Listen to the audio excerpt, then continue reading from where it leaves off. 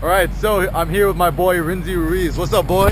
What's going on, street dogs? So I just wanted to take a few minutes to steal Rinzi away from the party and interview him. So, Rinz, tell me what you've been up to the last several months. Well, I've had a lot of time to shoot, so I've been, coming downtown a lot and shooting, and spending a lot of time editing my work as well. Sitting at home, going through tons of photos, and just kind of sorting out and processing and things like that. Just trying to learn a lot more too. So for those who may not be familiar with your story, so a big life-changing event happened to you several months back. Yeah. You want to tell us a little bit more about that? Yeah. The speak up's kind of loud out here. So, I had a day job, just like everybody else, and worked for the same company for 10 years. And last November I was laid off. So, but that was, it was a really good thing, because it allowed me to focus on photography, which is kind of what I figured out what kind of my true passion is. Aside from art and graphics and things like that, I've always been kind of a visual arts type of person. So it kind of made sense transitioning into photography for me. So, And how's your life been so far? it's been a lot more relaxing, and definitely coming out to shoot in downtown, or anywhere, wherever I wander around. It's been great to be able to focus and just get out more and really work on my craft and really learn about the cameras that I have and figure out sort of how I want to shoot. So tell us, when people look at your work, beautiful black and white, it's always looking for the light. So how do you find the light? You know what? It's funny because as soon as it kind of clicked in my head, because my mom used to always do that to us. Like, she'd have the little point and shoot camera, and she'd be like, "Hey, here's the sun. Face the sun." That way that the picture came out all right. And then, years later, I'm shooting myself, going, well, why are my pictures turning out so bland? And as soon as it was like, oh, well, wait a minute. Have people face the light, or just at least search for the light, look for where the light's coming from, really pay attention to that. My eyes just started to adjust to seeing where the light's coming from, and any little pocket, any kind of lights bouncing off of buildings, I'm starting to slowly see all of that stuff and trying to capture that in my images. So a lot of your photos are very visual, very strong in terms of composition, in terms of the design. Tell us a little bit how about your background has helped influence your style. Definitely. I studied some fine arts, and I drew a lot as a kid, painted, then got into graphic design because my my parents were like, you got to make money, and painting and drawing, it's hard. It's really hard to make it in there unless you have just something within your work that can kind of reach out to people.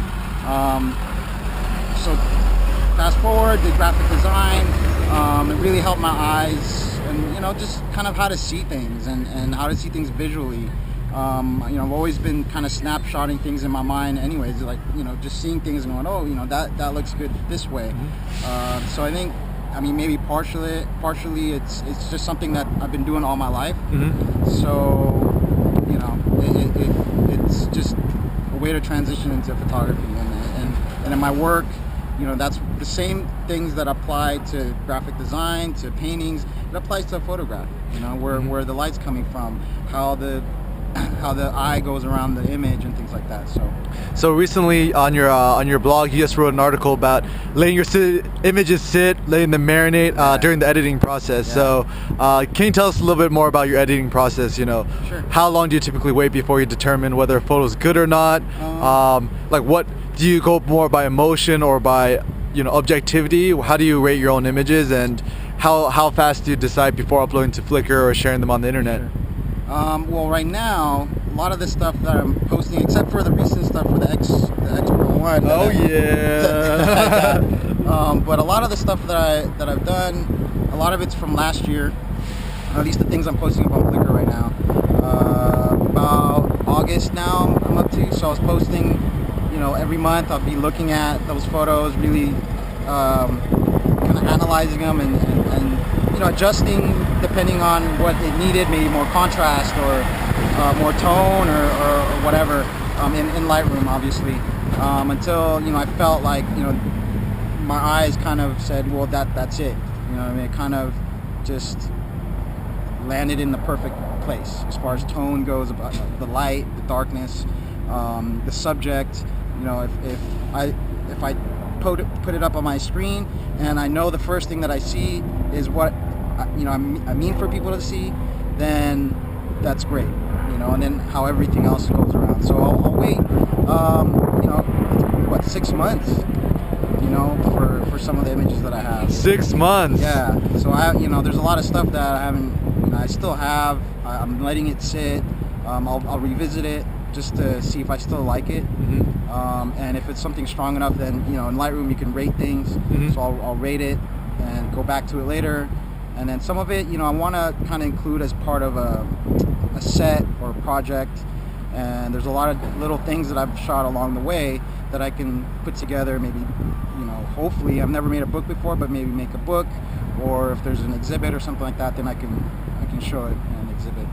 So you recently got a new toy. I did. So what is that new toy you have there? It's the Fujifilm X Pro 1, and currently with the 35mm 1.4. And you used to shoot with the X100 and you upgraded to this. So tell us about how do you like the camera? Do you think it's a substitute for the X100? Do you think it fits? What are some of the quirks? What are some of the things you like about it? Everybody's complaint is the autofocus, which, in general, it works.